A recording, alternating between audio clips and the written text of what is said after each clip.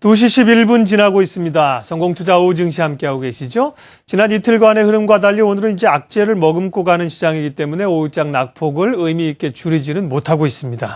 박문환의 돈이 되는 투자 칼럼 갑니다. 하나대투증권 청담금융센터 박문환 이사님 연결되어 있습니다. 나와 계시죠? 네, 안녕하세요. 네, 미국의 FOMC 의사록이 공개됐는데 조기 금리 인상론 매파에서 주장을 하면서 시장에 좀 부담을 주고 있습니다. 저희가 여러 각도로 분석을 하고 있는데요. 관련해서 박문환 이사님 생각이 어떠신지 궁금하네요. 네, 오늘 새벽 뉴욕 시장은 한때 강세로 전환되기도 했었죠. 그런데 FOMC 회의록이 발표된 직후부터 시장이 현저한 약세를 보였다면 오늘은 분명 시장에 악재로 작용한 것 같습니다. 우리가 지금까지 알고 있기로는 미국 연방은행의 긴축 시기를 2015년 연말쯤으로 우리가 인정하고 있었는데요. 일부 매파 의원들이 올해부터 금리 인상을 다시 시작해야 된다라고 주장했다는 소식이 좀 긴축에 대한 우려감을 만들었던 거죠. 하지만 말입니다. 이 금리 인상에 대한 우려감이 주식시장만 조금 위축시켰을 뿐이죠. 채권시장은 10년물 기준으로 고작 3bp 내외 움직였고요. 달러 강세도 고작 0.23%에 지나지 않았습니다.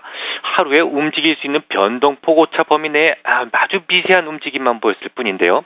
이머징의 반응도 마찬가지입니다. 물론 러시아가 하루 전에 급락하는 모습을 보이긴 했지만 그것은 우크라이나의 소요 사태로 인해서 수출이 타격을 받을 것이다라는 그런 우려감 때문이었고 그 외에 크게 반응하는 나라는 거의 없었습니다. 비록 매파 의원들이 금리의 조기 인상을 주장했었지만 금융시장의 반응은 좀 시큰둥했었다고 볼 수가 있겠네요. 네, 오늘 우리 시장을 포함해서 아시아 시장의 하락 원인들을 미국의 조기 금리 인상론 FOMC 회의록 공개로 두고 있는데 박문환 이사님 생각은 좀 다르십니다. 시장이 별로 영향을 받지 않았다고 평가를 하시는 건데 그러면 이제 금리 인상에 대한 우려는 크게 안 해도 된다는 시각이신가요? 금리와 관련돼서는 거의 시장에 반영이 다 됐다고 생각이 됩니다. 사실 사전적 의미로 긴축이라고 하는 것은 금리가 인상됨으로써 시작되는 것은 맞습니다. 금리가 인상되기 시작하면 미국의 채권 가격이 하락하게 되고 달러가 강세를 보이게 되는 것이 일반적인 생각이죠. 하지만 이런 우려감은 이미 똑같이 금리 인상을 야기시킬 수 있는 테이퍼링을 통해서 충분히 반영이 되었다는 생각입니다. 이 테이퍼링은 미 국채 매입액 규모를 점차 줄여나가는 것을 말하죠. 국채 매수량을 줄인다? 그러면 당연히 국채 가격은 하락할 거고 이것이 곧 금리가 상승하게 될 것이다라는 생각을 만들게 되는 겁니다. 결국 금리 인상을 하기도 전에 이 테이퍼링을 통해서 금리 인상과 비슷한 충격이 여러 차례에 걸쳐서 충분히 반영이 되었다고 생각이 됩니다. 자, 그러면 금리 인상이 충분히 시장에 반영이 되었다라고 하는 결정적인 증거를 제시해 드리겠습니다. 이 미국에는 프라이머리 딜러라는 은행들이 있습니다. 이 프라이머리 딜러들은 국채 발행 시장에 직접 참여해서 그들에 의해서 일반 유통시장에 형성이 되는데요. 이들의 생각은 곧 금융시장에서 아주 중요한 흐름을 만들게 됩니다.